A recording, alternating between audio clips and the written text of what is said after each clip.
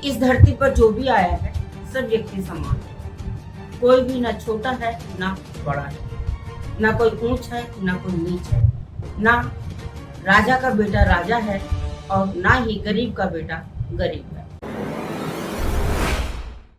नमस्कार, जय भीम,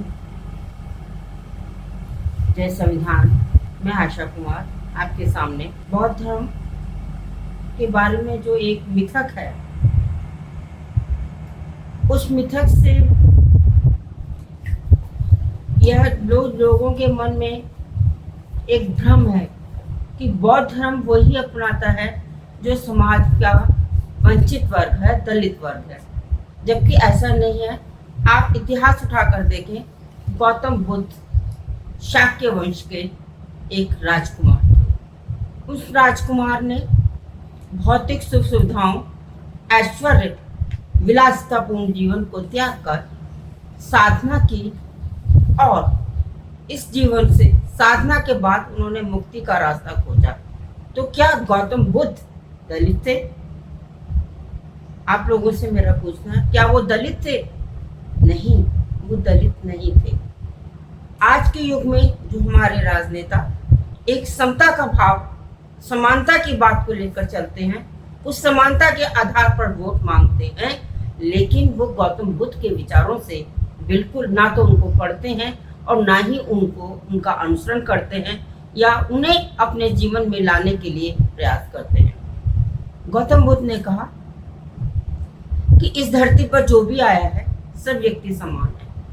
कोई भी ना छोटा है ना बड़ा है, ना कोई ऊंच है ना कोई नीच है, ना राजा का बेटा राजा है और ना ही गरीब का बेटा गरीब है। उनके बौद्ध धर्म में सभी लोगों को जो भी मुक्ति के रास्ते पर चलना चाहते हैं वो उसके अंदर सम्मिलित हो सकते हैं। लेकिन आज लोग इस बात से बिल्कुल ही भटक गए हैं।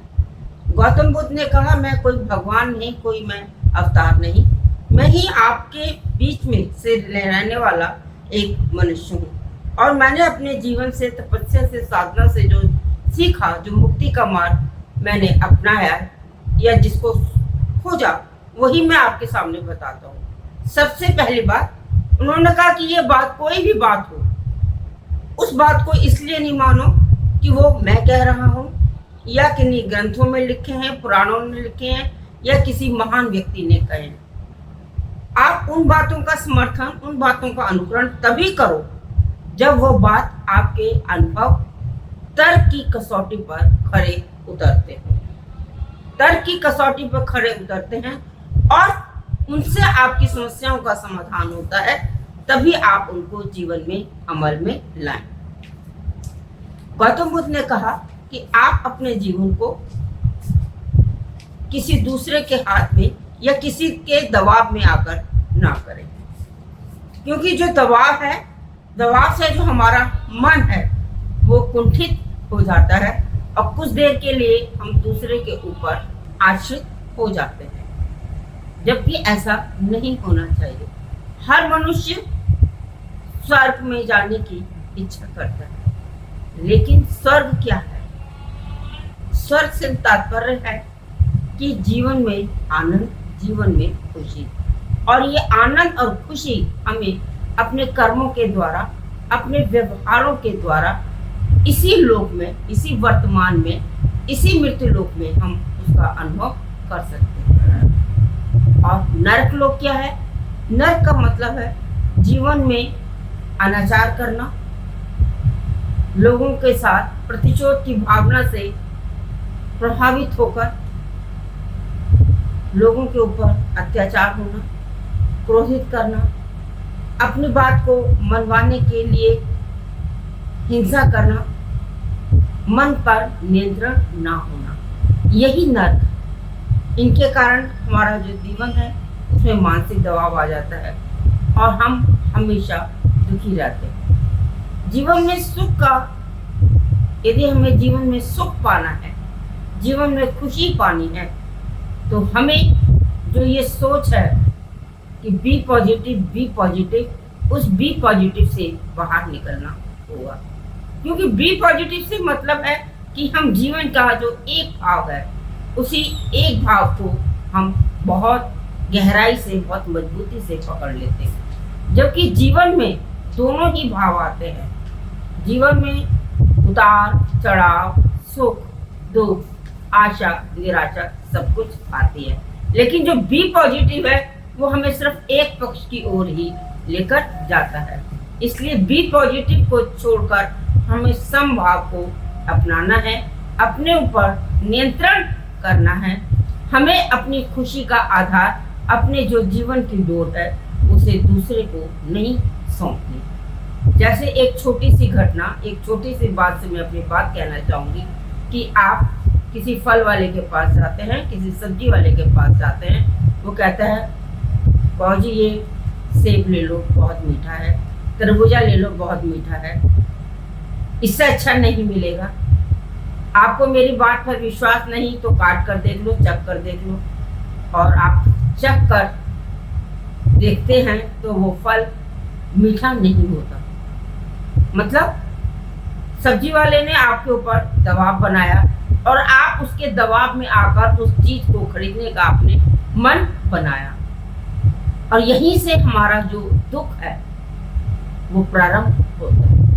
इसलिए अपने मन पर किसी का भी दबाव ना आने दें। अपने मन पर स्वयं को, अपना स्वयं का नियंत्रण रखें और प्रकृति के साथ अपना संबंध जोड़ें। जैसे जो प्रकृति है, हर मौसम में, गर्मी है, सर्दी है, बारिश है, तूफान है, अपने आप को अपना संरक्षण करती है इन बाहरी परिस्थितियों से। उसी प्रकार से आपको भी समभाव से अपने जीवन में आए हुए दुख, सुख, आशा, निराशा, उदासीनता, हर्ष, अतिरेक, उत्कर्ष, इन सभी में समभाव रखना है। और एक दृढ़ निश्चय के साथ, जब तक आपका मन, आपके मन के अंदर दृढ़ संकल्प नहीं होगा, तब तक आप अपने जीवन को ना तो सफल बना सकते हैं और ना ही आनंद की प्राप्ति कर सकते हैं।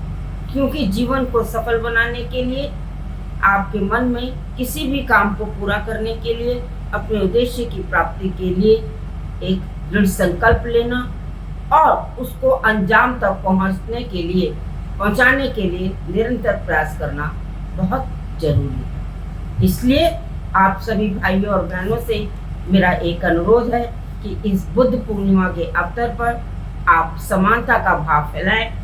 आपके घर के अंदर जो काम वाली आती हैं, आपकी, चाहे वो आपके मेड है, चाहे वो आपकी गाड़ी करने वाला है, उनसे उनकी जात ना पूछें, उनके साथ समता का, समानता का व्यवहार करें। और एक बार आप ऐसा करके देखिए तो देखिए आपको कितनी खुशी का और आनंद की प्राप्ति होती है।